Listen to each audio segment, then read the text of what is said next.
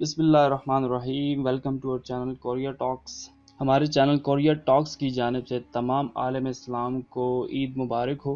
عید کا لفظ عود سے بنا ہے جس کا معنی ہے لوٹنا۔ عید ہر سال لوٹتی ہے اور اس کے لوٹ کر آنے کی خواہش کی جاتی ہے، جبکہ فطر کا معنی ہے روزہ توڑنا یا ختم کرنا۔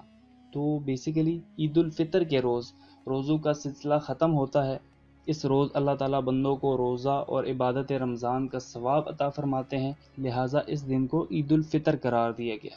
ہجرت مدینہ سے پہلے یثرب کے لوگ 2 عیدیں مناتے تھے جن میں وہ لہو لعب میں مشغول ہوتے اور بے راہ روی کے مرتکب ہوتے۔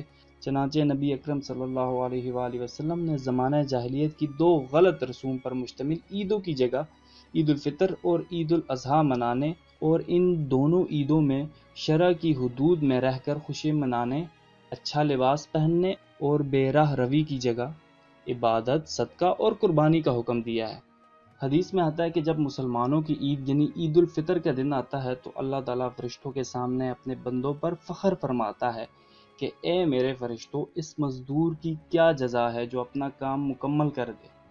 فرشتے عرض کرتے ہیں اس کی جزا یہ ہے کہ اس کو پورا اجر و ثواب عطا کیا جائے۔ اللہ تعالیٰ فرماتے ہیں اے فرشتوں، میرے بندوں اور بندیوں نے اپنا فرض ادا کیا، یعنی کہ نماز عید ادا کی اور دعا کے لیے چلاتے ہوئے نکل آئے۔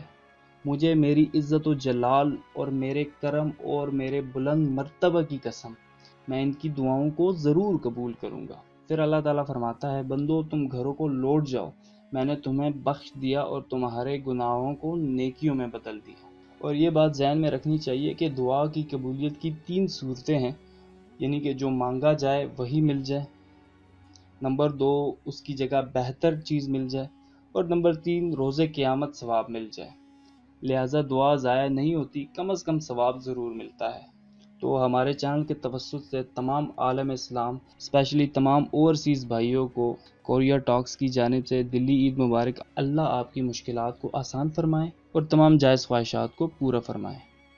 دعاؤں میں یاد رکھیے گا۔ ملتے ہیں نیکسٹ ویڈیو میں، تب تک کے لیے اللہ حافظ۔